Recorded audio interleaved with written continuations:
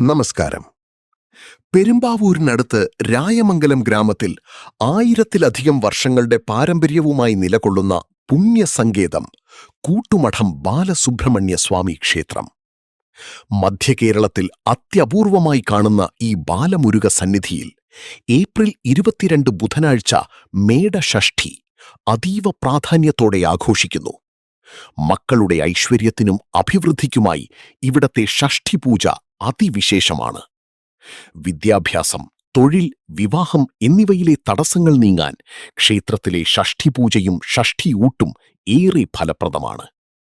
പണ്ട് 14 ബ്രാഹ്മണ ഇല്ലക്കാർ പാലയിൽ നിന്നും കൊണ്ടുവന്ന വിഗ്രഹം ഉറച്ചുപോയ ഈ മണ്ണിൽ മുരുകൻ ഭക്തർക്ക് അഭയമേകുന്നു.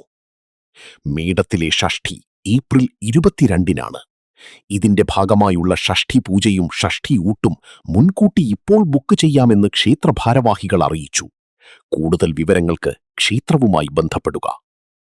ജ്യോതിഷ ആത്മീയ അറിവുകളും ക്ഷേത്രവാർത്തകളും അറിയാൻ ഇപ്പോൾ തന്നെ ജ്യോതിഷ വാർത്ത സബ്സ്ക്രൈബ് ചെയ്യൂ.